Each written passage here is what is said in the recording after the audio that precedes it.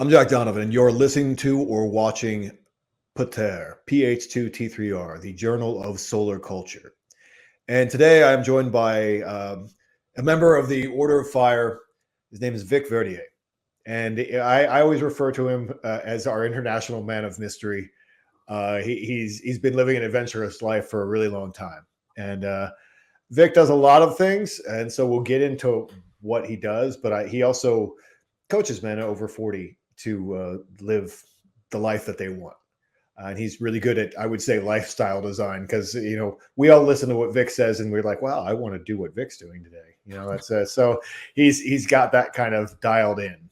So yeah, we just wanted to talk about the living life in an artistic way and making life an art, because I think that, you know, that's the way to go. At least for some of us. Other people have other responsibilities, but you know, make life art is the way I like to look at it. So cool. So Vic, welcome. Hello, Jack. Thank you for having me. So yeah, I'm Vic Verdier. It's a French name. I'm French, and it's also a French accent. And sometimes it's difficult to understand. I don't know. Maybe you could have some closed caption here at the same time. Honestly, I was talking to one of the Australians the other day, and I was like, I thought I needed captions for that. But yeah, so we decided to talk about travel, and because I'm French, I grew up in Paris. There's nothing else in France than Paris, anyway. And Paris is a very multicultural city. So I grew up in this kind of melting pot of different influences, different people from different nationalities. And I started to travel when I was around 16. And, you know, in Europe, it's kind of easy to travel. You have a train going pretty much everywhere. And I had a friend from high school, and we decided to explore all the main capitals in Europe. So we went to London, Madrid, Brussels, Rome. Rome was really beautiful. But somehow, even if there are different countries with different cultures, there's still something common. You know, there's a kind of uniformity in Europe that doesn't provide you with a very strong cultural shock. If you my first shock really was when I went to Berlin. So it was Berlin before the fall of the wall, so before 1990. You know, and obviously we had to go on the East German side of the city, you know. So you go through Checkpoint Charlie, and you explore what was supposed to be the showcase of the Soviet Union. Okay, and it was sad. It was gloomy. It was empty. You could go in any store and there was pretty much nothing. So that was very different. Very different from what I experienced before, you know. I didn't even know that they let you go over there. Yeah. Because I grew up and I remember that happening. We probably have viewers that like were born after the wall came down. But so you got to go in and kind of look around. Yeah. Just for a day, you could explore East Berlin, and really, it was something very different for me. Something that pushed me to explore the world. You know, you could go to East Berlin. You could see the VoPo, the Volkspolizei, the local police. I mean, they were all dressed in black leather, the cap, and so very Tom of Finland.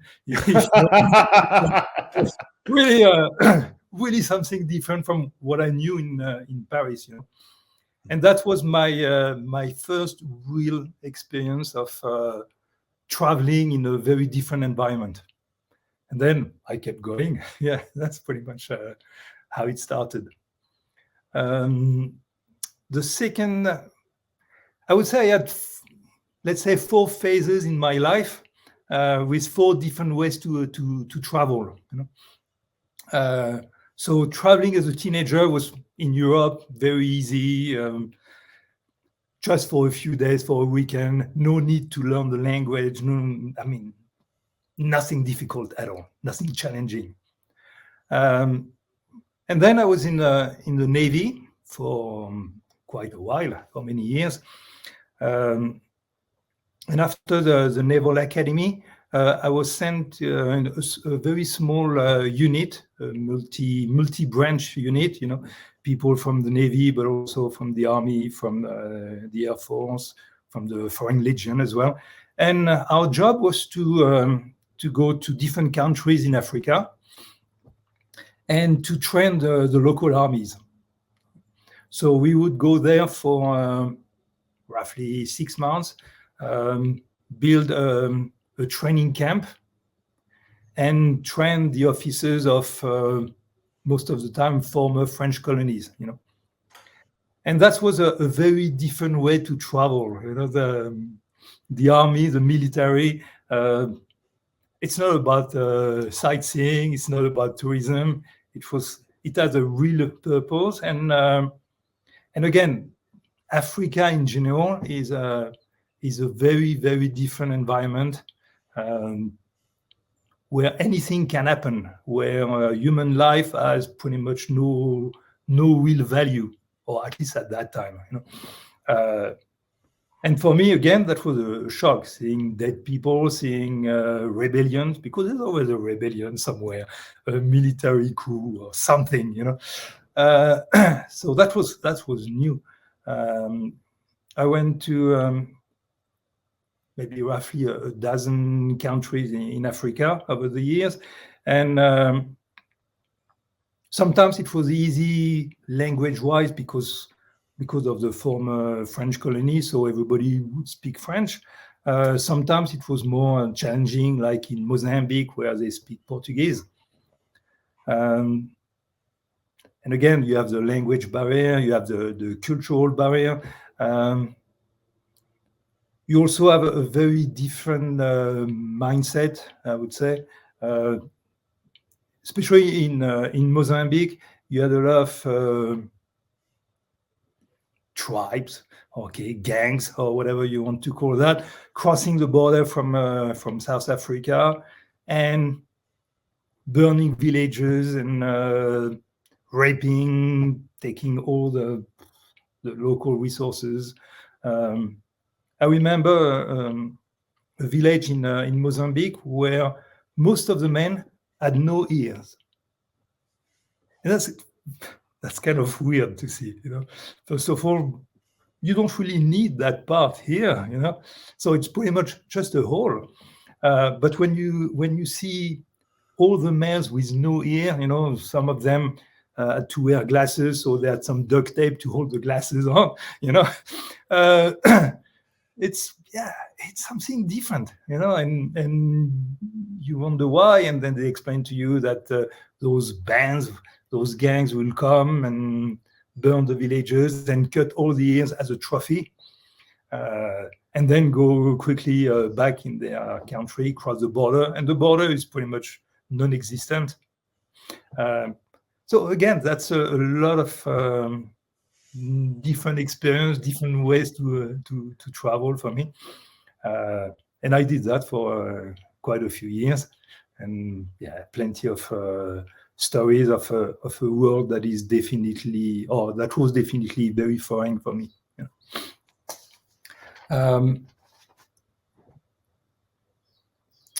would say the third part of my traveling life was after the Navy.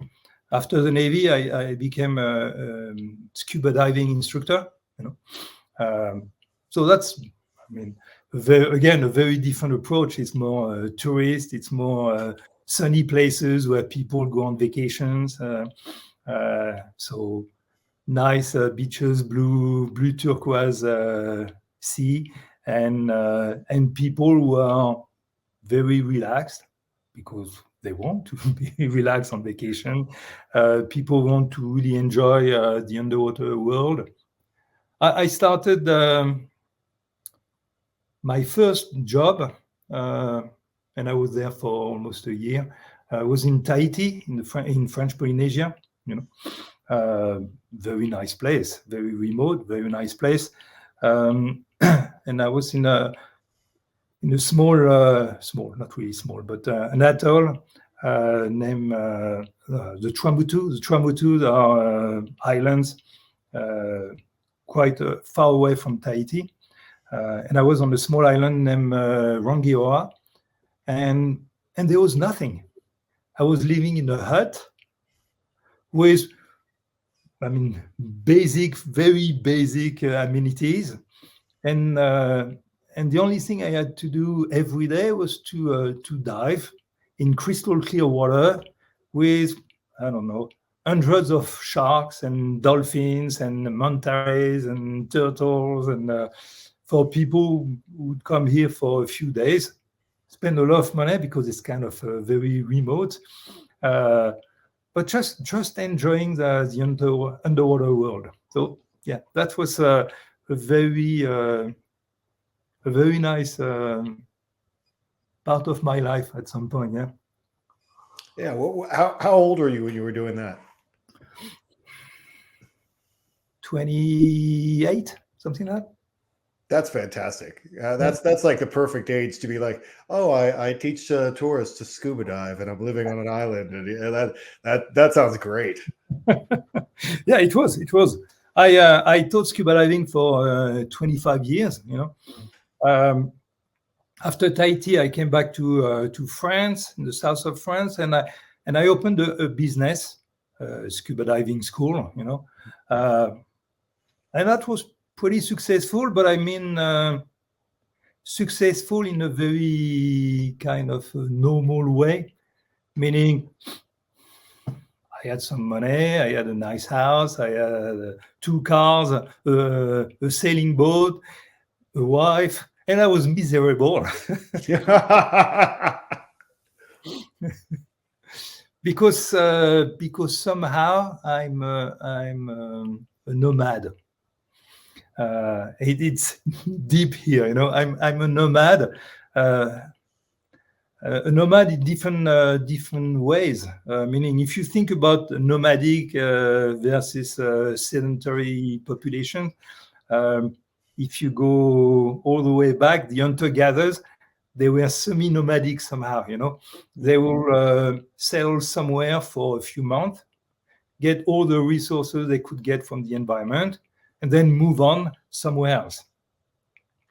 And I think traveling is a bit like that. If you really want to enjoy it, if you really want to have to take everything out of your travel, you need to stay a little bit in a specific place. You cannot just go for a few days or a week. You don't see anything. You don't experience anything. I always feel like that's a terribly boring conversation when someone says they've been somewhere for 3 days and they tell you exactly what it's like. Like, here's what the people are like, and here's what the thing is like. No, you had like 4 experiences. Like, you don't really know anything about it. Yeah, and they usually try to compare to how better it is back home. The roads are much better, the houses are much nicer where I live. I think you need to spend at least a few months to really experience, to really. For me, traveling is a lot of different things. It's meeting the people. Traveling opens your mind. It's kind of a trope, but that's true. It opens your mind because you have to blend. You have to blend the different cultures, sometimes a different religion, different language, different everything, different customs, and so on. There's so many things that we do here in the US that would be extremely rude somewhere else. I lived in Thailand for 6 years, and pretty much everywhere in Southeast Asia, if you raise your voice when you have an argument, you already lost. That's it. You lost. You raised your voice. You lost your face. It's done. Okay. But it's normal here. speak loud and to be kind of exuberant and borderline obnoxious sometimes. That's how we are here. Yeah. I went out for dinner the other day, and I was at a hotel. It was like a nice, you would have liked it. It was a nice mid-century modern hotel lobby. And I went, was having my cheat day. They would have steak and cocktails. And it was the middle of the day, so there was no one there except for the loudest people imaginable. And I almost wanted to leave because you couldn't go anywhere in the restaurant without hearing them. Yeah. Like it was just some obnoxious, probably a little bit drunk guy and his couple friends and his girl, their wives, and they were all obnoxious. And it was like noon. It's like, but yeah, I mean, people have. I mean, I would assume like maybe the Italians would have a problem with the raising the voice thing as well. Probably. I mean, the Western world in general is very different from Africa or Southeast Asia or even South America.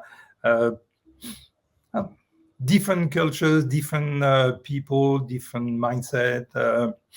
And if you travel with an open mind and accept the people for what they are and what they do, and not trying to change them or telling them that they are wrong, you actually can experience a lot of different things. It could be whatever, the food, sexual experiences. And I mean, plenty of things that are really different out of what we do here in the US or in France or in the Western world, in the West in general.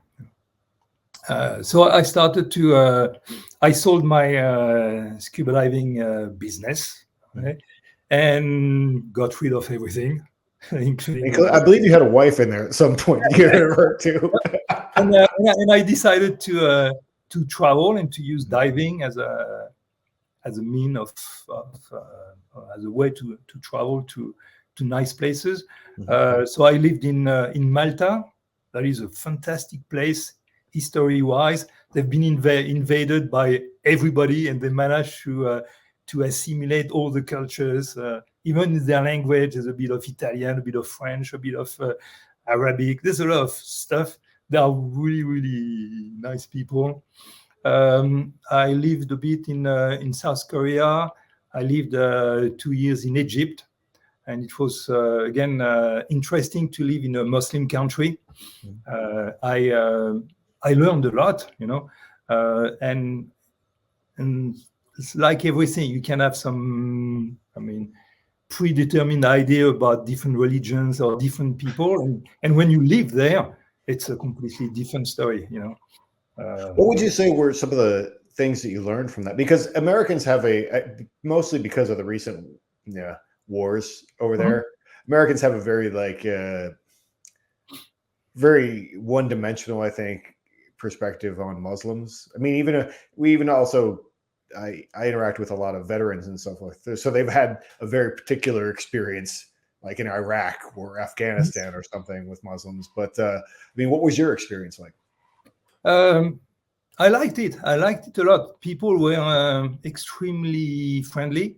I was managing a dive center in the Red Sea, and because most of I had roughly 100 employees, and most of them were Egyptian, so I had to learn Arabic as well, and that's kind of a challenge. Okay, but that was, those people were they are devoted, they are religious, but they are very open-minded because they are dealing with tourists all the time, and there was no animosity, no grief, nothing against any non-believer, non-Muslim believer. They were extremely welcoming. The number of times I was invited in a house, drink tea or having dinner or anything like that was extremely. That was extremely, overwhelming, because most of them had nothing, but they wanted to share anyway, and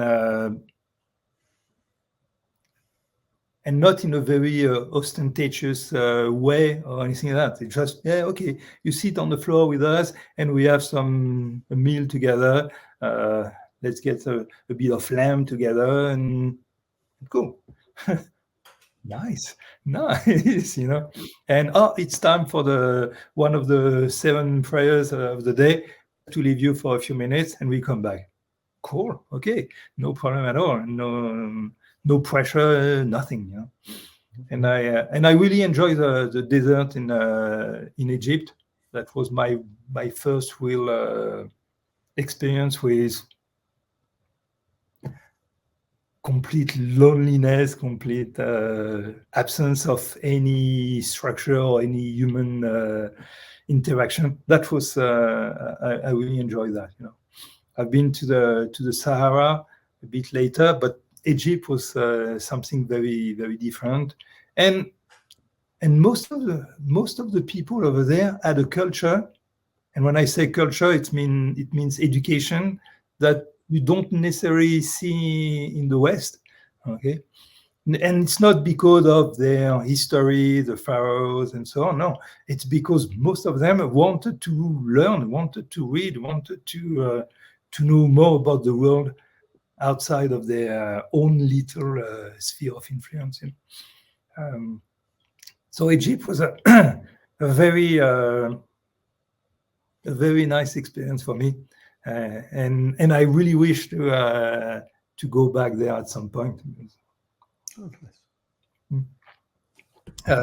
Where else? I lived 2 years in Mexico, and that's where I started to do some cave diving. Mm-hmm. And cave diving again is something a bit. It's something special within the spatial world of scuba diving. Mm-hmm. It's going underground, underwater, far from anyone, in total darkness and total silence. It's easy to get lost. It's easy to get stuck somewhere, and it's easy to drown. Yeah, it's good. So what attracted you to cave diving? I don't know. I think the challenge, mm-hmm. and also the exploration side of it. Mm-hmm. Okay, because I mean, at some point you don't decide where the caves go. They go in a very random way, up, down, right, left, and so on. There's nothing human-made in a cave. Okay? And at some point, caves go deeper, okay? And deeper and deeper. Let's say the safe limit for recreational diving is usually around 120 feet or something like that. Mm-hmm. So that's 40 meters for the metric people up there. And by going deeper and deeper and using different mixed gas, different equipment, I was one of the at the time, maybe 10 people worldwide going below 700 feet. And that's really pushing the envelope, Mm-hmm. There's more people who've been on the moon than people who've been exploring caves under 700 feet. So yeah, and the thing is, the deeper you go, the longer it takes to come back. There's a process called decompression when you have to off gas or the gas you breathe. And some of the dives I've done were 10 hours, 12 hours long. So you spend 12 hours underwater, and most of those hours are doing nothing. It's kind of a meditation where we always talk about meditation, but that's a very meditating state because you just here at a very stable depth and wait for 2 hours doing nothing. And so I spend a lot of time underwater. I think I told you at some point, I actually spend, if you combine all the bottom time, all the underwater time in my life, I spent 2 years of my life underwater. So that's quite a lot. And that's why I'm kind of a very silent guy, because for 2 years I didn't say a word.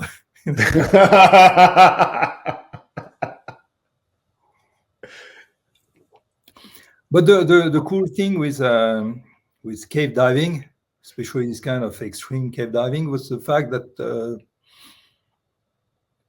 when you are one of the few people doing that, you don't have to create opportunities. The opportunities come to you. People ask you to come to explore a cave, or they ask you to come and teach them or help them to set up an extreme dive of their own. So that's why I had the opportunity to travel even more, and that's how I ended up in Thailand.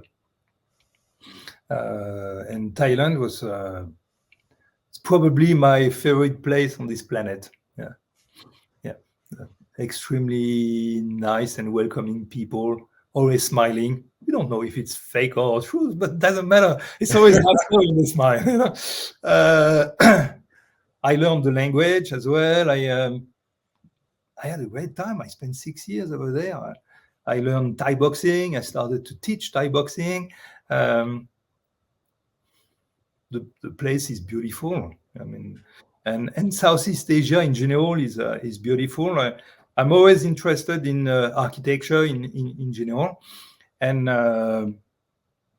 yes, you have some great things in the West. I mean, I grew up looking at castles in France or churches and so on, but Southeast Asia, Thailand, the temples are beautiful. And I mean, there's an old city, the former capital of Siam, so Thailand.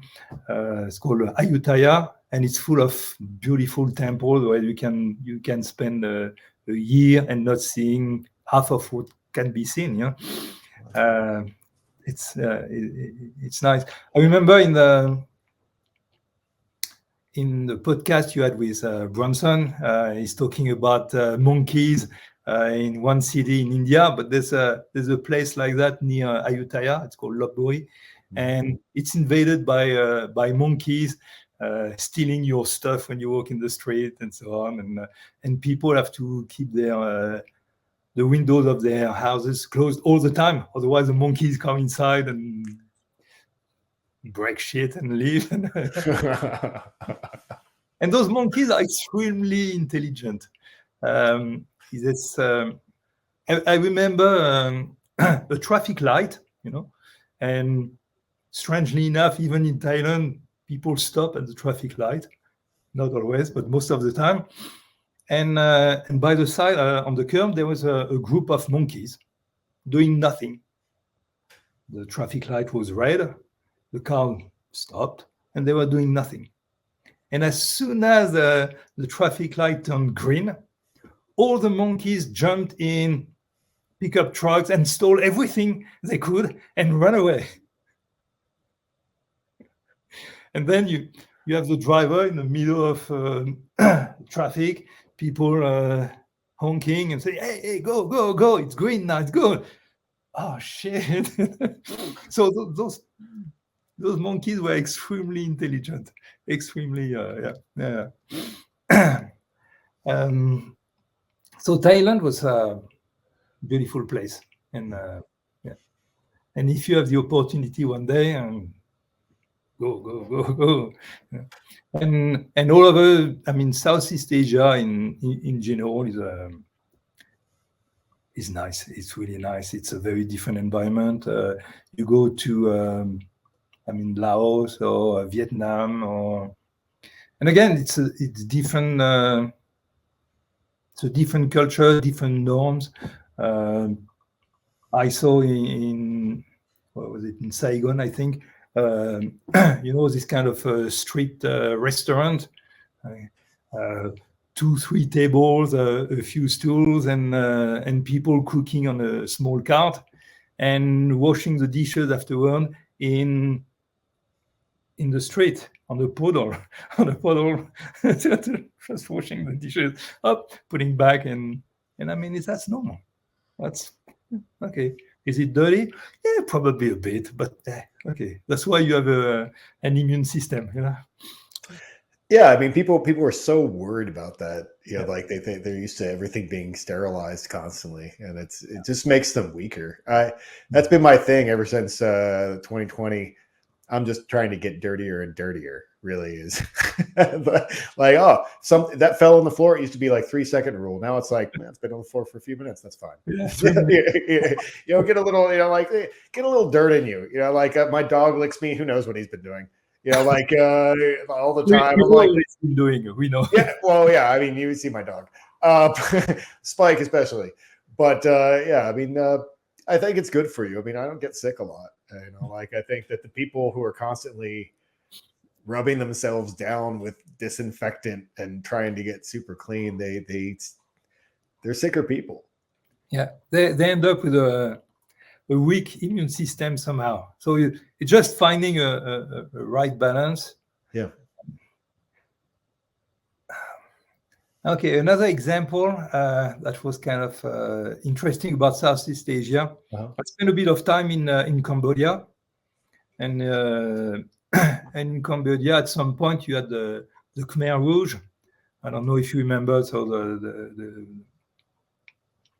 kind of a very dictatorial regime in Cambodia, and in Phnom Penh, you still have a place called S21. And I don't know if you remember the killing fields. That's where torture and execution took place. And it's still there. S21 is still the prison where kids used to torture the dissidents. And and again, it's a shock because I've seen a torture museum in Prague. There's something a bit like that in France as well. But that's from the Middle Age. Right. That's not from 50 years ago, you know. Yeah. And when you see the prisoners being put in a box where you obviously cannot fit, and the prisoners will stay there for months and months, crapping themselves, completely stuck in a small box until they get killed, shot, or until they publicly disavow whatever political opinion they had before. I mean, it's hard. It's really hard. It's a very different thing when you really face to face to that reality. And I went to one of the boxes just to see. It's not even a cage. It's a box. Yeah, with a tiny door, a trap where you can sneak in. But how can you stay months and months in that position? Because you cannot even move. You know, can you imagine your knees, your joints, everything is completely stuck in one position.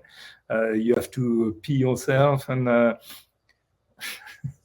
that was commonplace at the time. Mm-hmm. And so again, that's, in my opinion, one of the benefits of traveling. Mm-hmm. It's facing that reality. Things are, when you see people complaining for very mundane things, and other people on the other side of the world have been tortured in this kind of way. Yeah. I mean, it put everything into perspective somehow, yeah. So, yeah. Absolutely. And people like to think that we're that far away from doing that, but you know, the people, I mean, those things still happen in the world, and they're going to still happen. I mean, you know, like that doesn't go away. That's part of human nature, and you can see when people dehumanize each other, how easy it would be after a certain point. You know, you just get a certain threshold that you have to pass to be able to do that.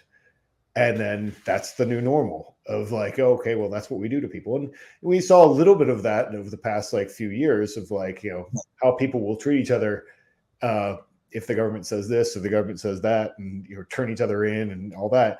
That's just like a little taste of what those people were going through, like, and I'm sure that happens. I'm sure that's happening in Mexico somewhere, with the cartels and so forth. I mean, that kind of behavior, like these things happen, and they're part of human nature. And people always think that we can train them out of people, but I think that given the right circumstances, everyone's capable of that kind of cruelty, and so forth. The varnish of civilization is not very thick. Somehow, it's easy to break it, and people always say just a few days without food and water. You're a little bit. You're not far. What else? So after Thailand, I moved to the US. So I moved to the US 14, 15 years ago now. And as you can tell, I still have the accent. You know that. And that's also a very different way to travel for me, because now I mostly travel when I teach a course or when I take a course. I take a lot of courses in a lot of different things, but I don't hesitate to travel, especially because I like that. I don't hesitate to travel even far away. And just to teach courses. I've been to Japan, Argentina, Sweden, Australia, plenty of places. I can't. Just before this podcast, I wanted to give you some numbers, some statistics. That's cool. That's always funny. And I've been to 76 countries, and that's not bad. And I've been to 46 US states. Okay, I still have 4 missing. Okay, but it means I've been teaching or taking courses in a lot of different places. In the US, I can ride my motorcycle. Abroad, I usually fly. Okay, that's okay. But I was talking about this nomadic mindset I always had, and it goes with a bit of minimalism somehow. I've always been very minimalist. I have a place here in the US, but somehow my belongings are always limited to roughly 100 things. So everything should fit in a bag, and this bag should fit on my motorcycle. That's pretty much my idea. Sometimes, I drift a bit, but it's usually pretty constant somehow. Because if you travel, and we are talking about hunter-gatherers, you can't have a lot of shit. That's it, Right. Yeah, it makes me think of like the Mongolians, like the going across the steppes and moving yurts with them and everything they had to take with them, and and a lot of people have done that. I mean, people who did it in the desert, I think, all throughout Africa, and it seems to be like there's 2 modes of living. Like you said, like we talked about it a little bit when we were studying the Native Americans, is that you have the tribes that farm and then the tribes that raid them. The tribes that like just travel around and raid them. And there seems to be like an even distribution. Like there's these tribes that do that, and then there's these tribes that do that. And but yeah, I mean, I remember one of the things that you said to me, which is very your personality and very nomadic, is that you said, can't imagine staying in one place for that long. Like for my whole life. Why would anyone want to stay in the same place for their whole life? Like you're like, I mean, you don't even understand it. It's not a judgment, because I mean, Right. everybody has the life they want.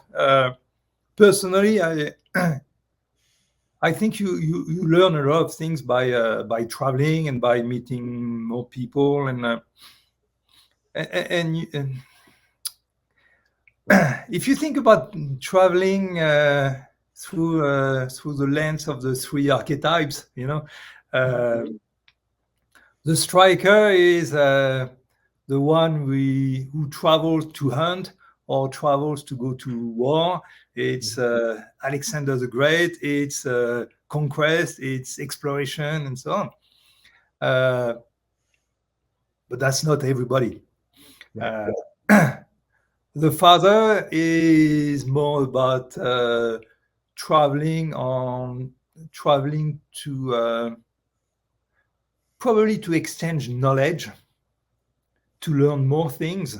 Okay, I would say it's more like Marco Polo, discovering places, exchanging with other people, and bringing back this knowledge.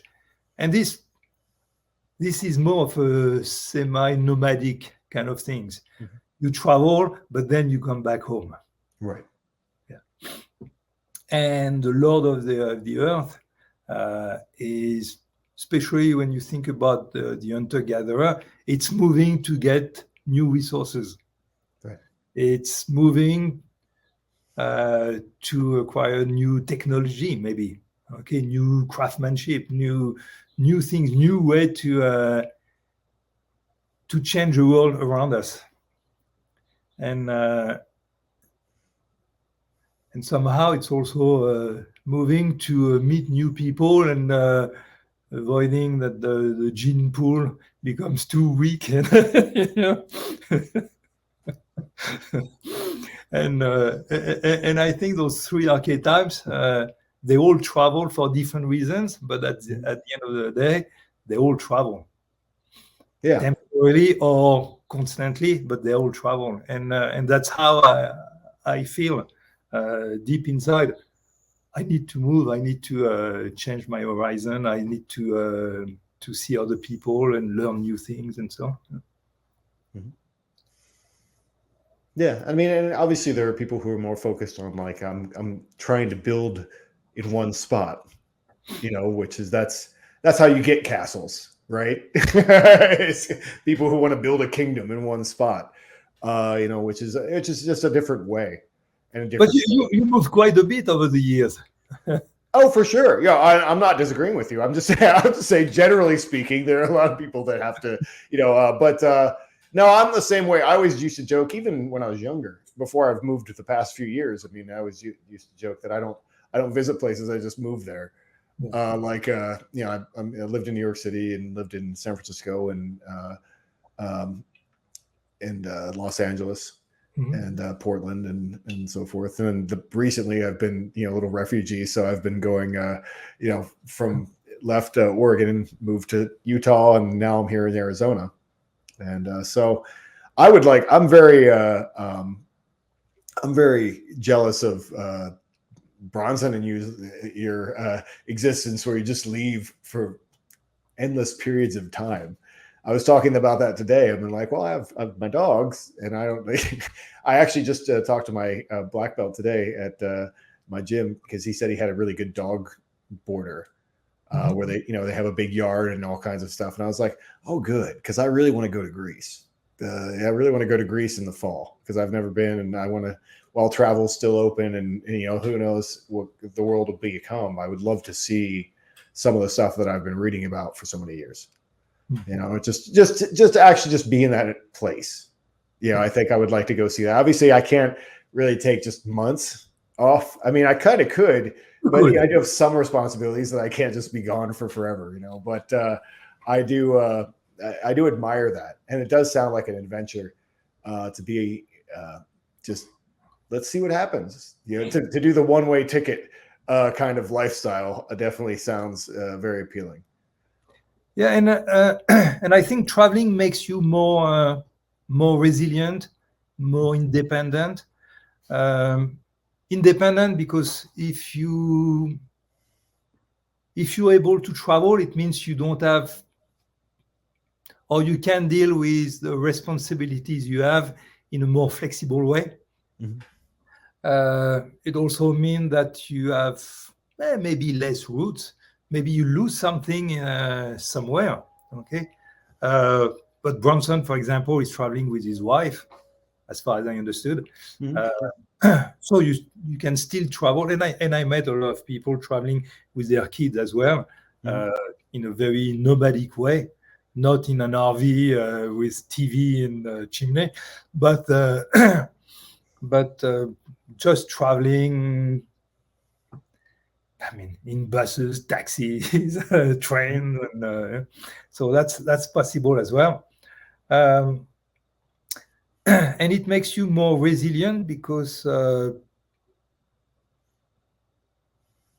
if you don't like a place, and that's a discussion I have very often with people, they say, "Oh yeah, I'm stuck here. I cannot move. This place sucks now. It used to be a nice neighborhood, but now there's crime everywhere and so on." And when you tell them, move somewhere else, I don't know, I cannot, it's not possible, I have to sell the house. Yes, it's possible. Yes, it is. It just may be more work.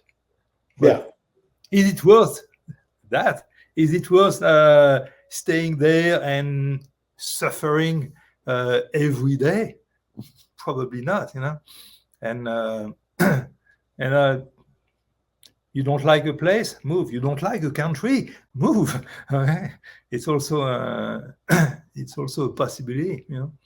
Uh, and there's plenty of people, plenty of expat everywhere who really enjoy their life now instead of their 9 to 5 job that they hate at some Mhm. point.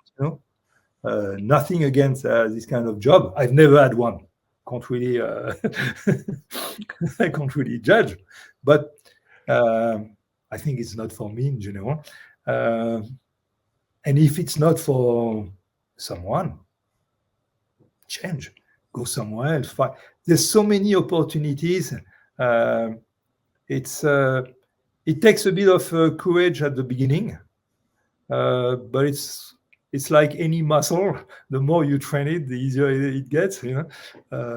Courage is a muscle, and you just need to train it.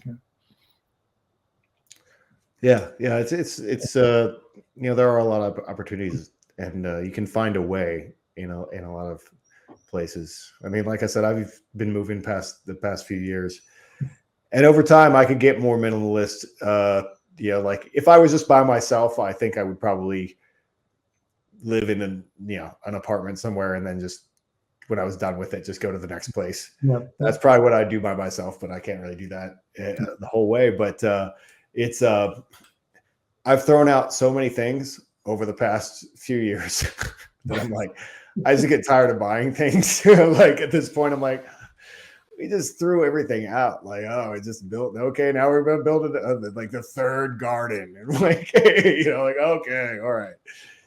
It's nice to do those things, but then it's after a certain point, you're like, oh, yeah, yeah, I'm but just imagining carrying this back out of the house and taking it to the dump because that's where it's going. but you you probably read Gulliver's Travel at some point in your life, especially when you were a kid. You read this book about this guy Gulliver who ended up on an island where everybody is tiny. You Yes. remember that story? Yeah. Yep. Okay. And he wakes up, and all those tiny people start to put some strings on top of him. Okay. And those strings it's not even strings, it's threads. They are tiny as well. But because there's so many of them, he cannot move. He's stuck here. One of them, he could easily break it, but there's thousands of them, and he's stuck here. And somehow that's the image I have when I think about all the stuff we buy.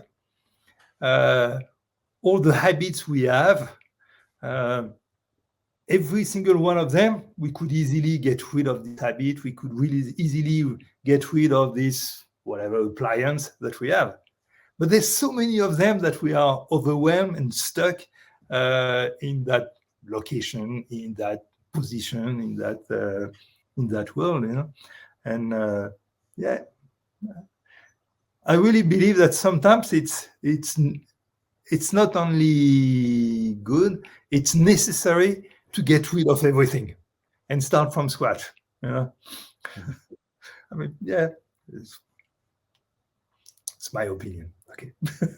Yeah, no, it's definitely a cool experiment to do. I mean, I've started over. The hardest thing I think about that is rebuilding social networks.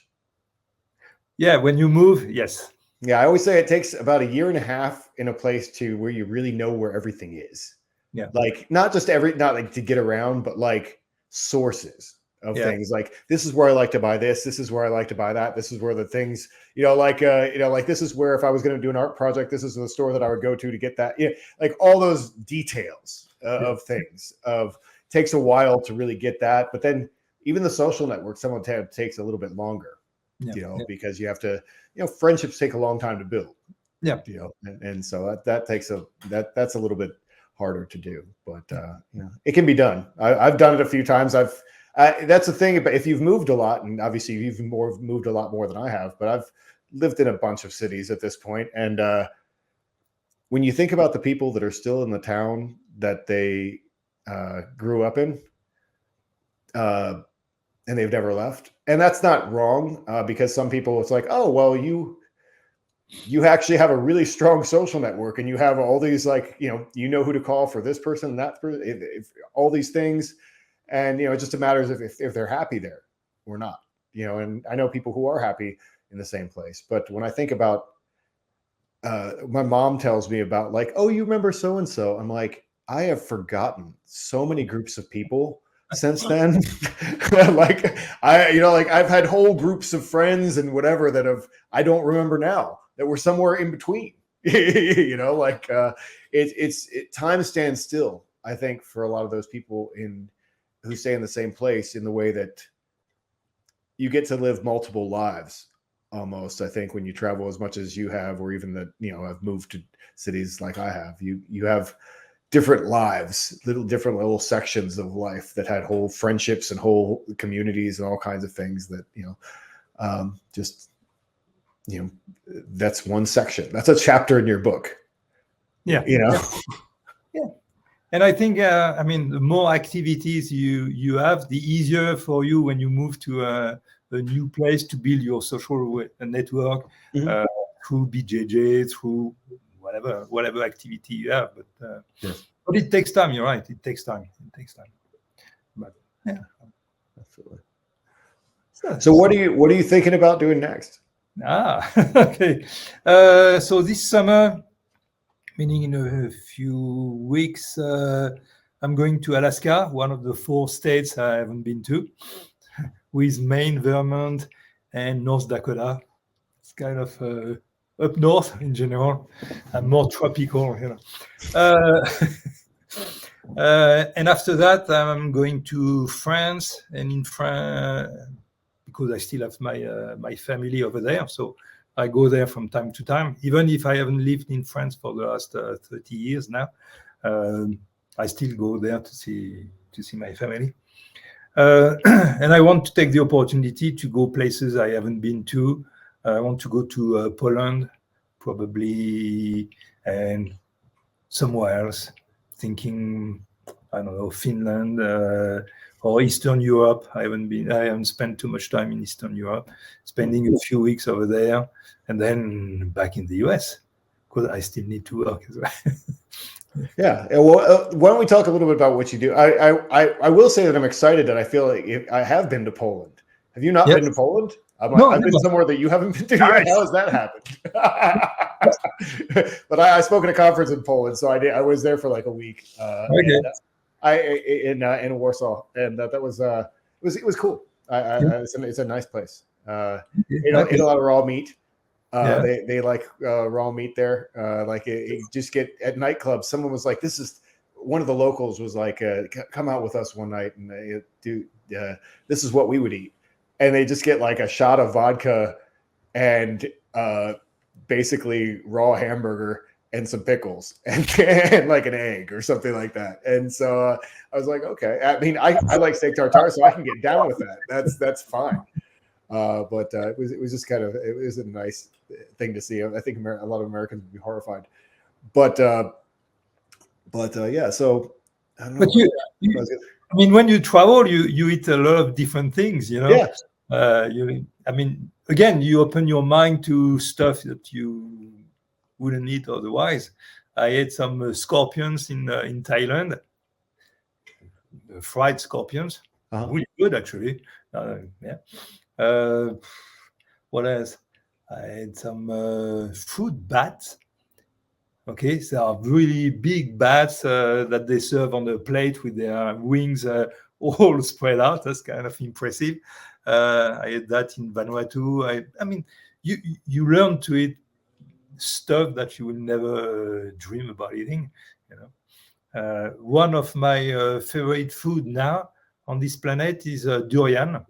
And durian is a fruit, a big fruit with spikes and everything. It's actually, because of its smells, it smells really bad. Well, I don't find that very smelly, but it's actually forbidden in most public transportations in Singapore and Southeast Asia in general. You can't have that. But that's one of my favorite food now, and every time I can find that in an Asian market somewhere, that's my treat, you know. So you open your palate, your taste buds to things you're not used to. Yeah, no, I always love doing that. You know, like if there's something on the menu that I haven't had, I'll definitely. That's interesting. You know, Yes. I like to do that. I always call it the Hannibal Lecter menu items. Like, you know, like oh, they have eyeballs. I haven't had those before. Like, you know, just to try different things like that. You know, when we were describing that, because I think you were talking about the East, I was like picturing the scene from Indiana Jones where they're in the Temple of Doom where they're eating monkey brains. Yeah. I never had that. Cool. So meat like ostrich and obviously kangaroos in Australia. And I mean, there's plenty of things. I had dogs once. Okay, I like dogs, not the meat, the animals. I like them. Yeah. Yeah. So, yeah.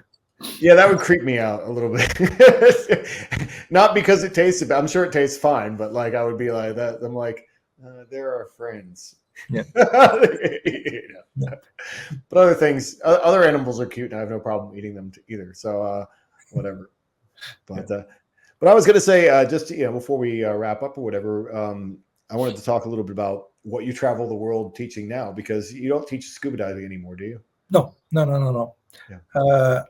Because of all the deep diving I did, at some point I had a diving accident, and that was pretty much the end of my scuba diving career. Now, was that when you got paralyzed, or was that after that? Yes. Okay. This one, yeah. I was unable to walk for quite a few weeks, and it took 6 months before I could actually move kind of normally. So yeah. Okay, shit happens, as they say. So you still done cave diving recently, haven't you? I thought you still did a little not, bit of that. not after that. I mean, yes, but very shallow, very. Okay, I know you did a little bit of it, because I remember you went into a cenote in Mexico. Yeah, I think. yeah. And because, I mean, as I said, diving has been a passion of mine for 25 years. You can't really get rid of that just like that, you know. So Right. I still dive from time to time. Yes. Yeah, just not like 700 feet or exactly. yeah. And it's not my job anymore. What I do now, I teach fitness a lot. I teach some combatives. And combatives means firearms, but also combination of boxing, ground fighting, Krav Maga, all these kind of things. as you said at the beginning, I'm mostly interested in helping men over 40 to stay strong or to get back to a place in their life where they were strong and mobile, and the way you feel in your body helps a lot here as well. So helping people to move better, helping people to go through a period of a time in a man's life. You always talk about the midlife crisis and so on, but it's true. There's something happening. You've been maybe you were very strong, or maybe at least you were mobile and capable of doing a lot of different things. You had a strong sex drive. You were confident. And you feel like you're aging. And for many men, many of my students, it's a difficult time. Mhm. And I help them with that. I help them with the fact that, as we age, testosterone level tends to drop as well, and it has a lot of repercussion in your body and your head. So that's what I do most of the time. Yeah. Well, I think people really don't. I was just talking about this today at jiu-jitsu, but people, there's so many people that are programmed to think that their bodies are supposed to fall apart, and so they let them fall apart. Yeah. There's so many people that struggle with that, and they think that at their 35 that they're old and they can't do things. I remember me bending over and you laughed at me like you're like, yeah, I'm like, oh, this is an old man thing, and you're like, whatever, you're like, I'm 10 years older than you. No, how old are you? Yeah, and so much of the stuff, and I know this, it's just, like there's things that you work on and things that you don't, but so much of things are just like flexibility issues or things that, well, yeah, if you haven't done that for 10 years, you're going to be slow at it, but that doesn't mean that, you have to be all the time. You can improve a lot of things far more than people imagine. Yeah. It's obviously if some guys accumulate a good bit of injuries by a certain age, but and they have to work around those. But I think that there's so much potential for capability now. I was talking about that to my coach today because he asked me about my, I'm cutting right now for the fitness shoot, and for this video that I'm doing, and I'm like, yeah, I'm pretty sure I look the best I've ever looked right now. And he's like, that's amazing. You're like 48 and you're like saying I look the best. I'm like, yeah, I actually know an Orthodox priest who did a bodybuilding show at like 64. Nice. And I'm like, if they think about it, it's really just starving. That's what's involved is starving and math, is a lot of it. So, so you can do it. You can just think that people give up on things too early. And I love that you encourage men who are over 40 to go out and kind of get their fitness back and continue to be able to live life in a productive way. And I think it's important when you get older, and older is here, of course, but it's, as I say, anything above 40, let's say, it's important to keep moving. It's important to still be able to run, jump, crawl, climb, fight in many different ways. It's important to be able to balance and not fall. And if you fall, being able to fall properly and not breaking stuff, because the more stuff you break, as you say, the more injuries you have, the harder it gets. Okay, and falling when you're old, it's never been fun, Right. So I think it's part of what we should do and what we don't necessarily do, because it's just so easy to give up. Give up, as we say in traveling, because it's easier to stay in one spot. and easier to sit on the couch and do nothing and watch TV. So that's what I'm fighting. Yeah. Yes. Stasis. Exactly. Cool. All right. Well, I think that's actually a perfect point to wrap it up. Fighting stasis. Keep moving. And so thank you for joining me and for being a part of the Order of Fire, because you bring so much to it, because you have all this experience, and it's fantastic. And it's great to have you. And thanks to all the people who are listening to this on Spotify or on YouTube or wherever. So I'm supposed to say, I need to learn how to do this better. You're supposed to smash that like button and subscribe. All right. Well, I'll talk to you later. Give me a second here, but to the audience, stay solar. Thank you, and stay solar. Cool. Pater is the cultural arm of the Order of Fire. For more, visit PH2T3R.com.